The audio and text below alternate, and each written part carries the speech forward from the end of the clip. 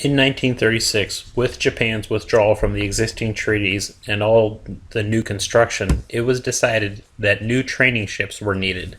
Thus were started the 5,890-ton Katori-class training cruisers. While, yes, their armament and displacement did technically put them in the light cruiser category, calling them such is being pretty generous. Superfluously, for example, while other cruisers were named after rivers, they were named after shrines. To speed construction and keep costs down, they were built to merchant rather than more durable military standards. There was minimal subdivision. Clearly, being in a fight isn't what they were made for. Main armament was very light for a cruiser, on par with the Tenryus, which were totally outdated. Heavy anti-aircraft was a mere single twin mount, clearly meant more for training than for effectiveness.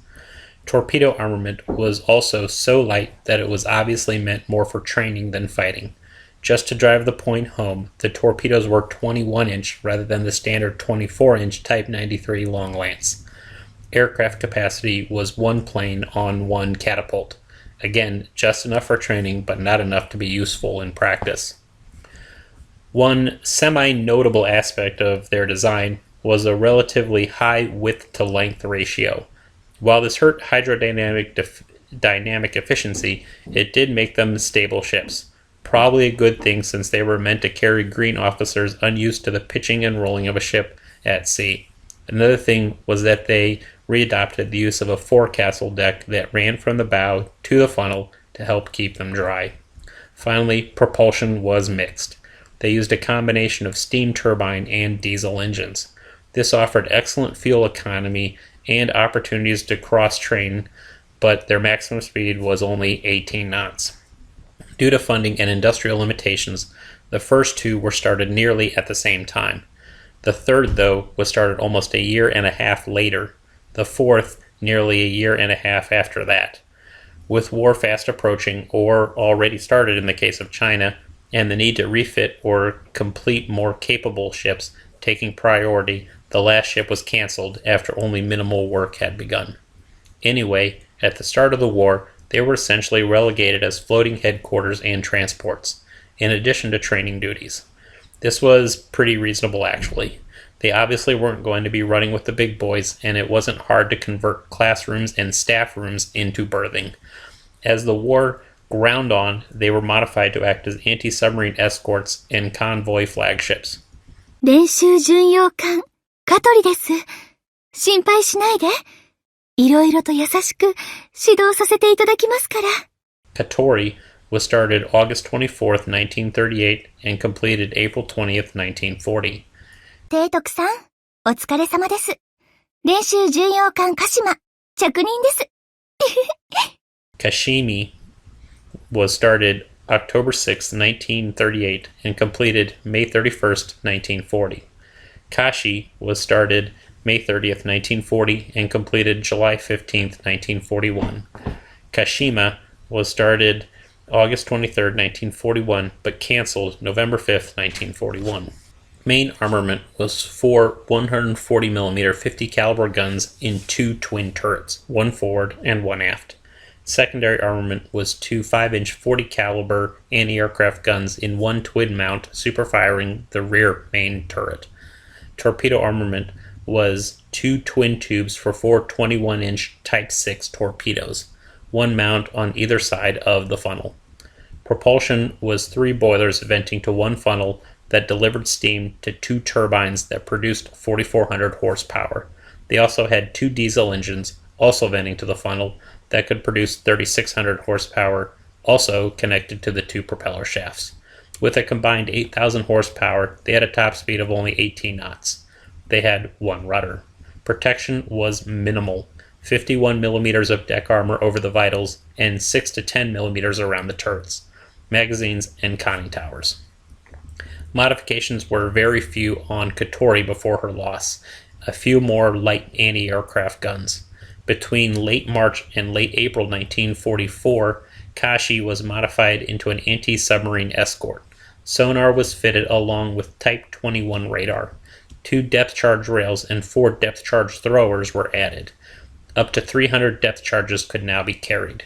The two twin torpedo mounts were replaced with two twin 5-inch 40 caliber anti-aircraft mounts. In late June 1944, Type 22 radar was added. Between late December 1944 and mid-February 1945, Kashima was similarly converted.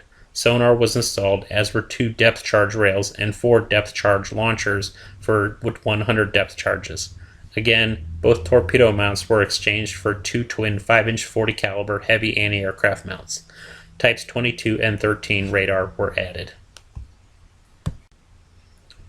Katori was at Kwajalein in the Marshalls as flagship of the submarine squadron supporting the raid on Pearl Harbor on December 7th.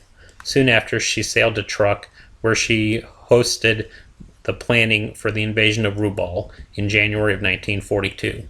Soon afterward, she returned to Kwajalein and was there on February 1st when aircraft from the carrier Enterprise raided the island, and partly for training, partly for morale, and partly to try to deter the use of the Marshalls as a staging area for any potential invasion of Hawaii. Having been damaged in the raid, she returned to Japan for repairs that lasted until mid-March. In mid-April, she returned to Truk, then bounced back to Kwajalein in early May. There, she essentially stayed until early August, when she returned to Japan for a refit.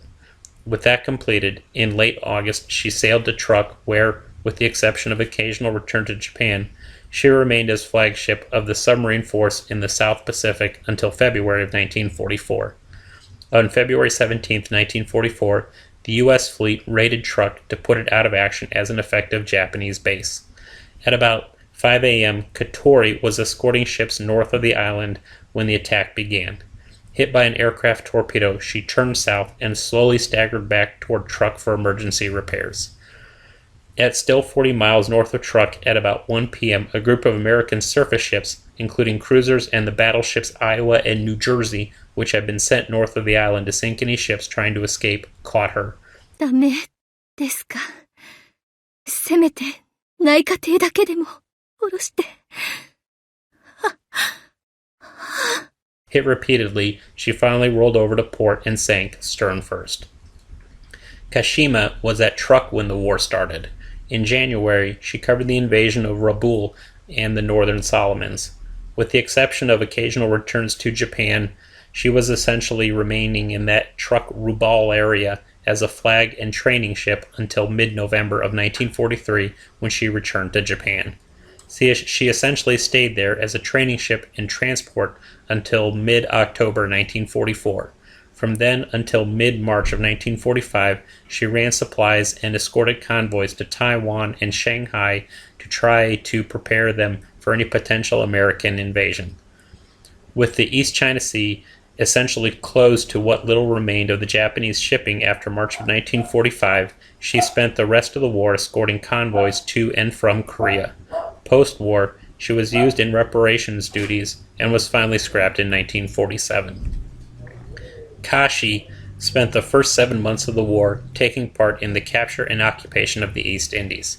In July and August of 1942, she took part in the invasion of Burma, then returned to the East Indies, where she essentially remained until the end of 1943, when she returned to Japan.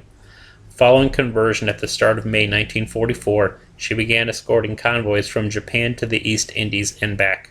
On January 12, 1945, while returning to Japan, her convoy was attacked by American carrier planes in the South China Sea. During the attack, at about 2:15 p.m., 2 bombs set off her depth charges at her rear. Burning ferociously, she sank stern first.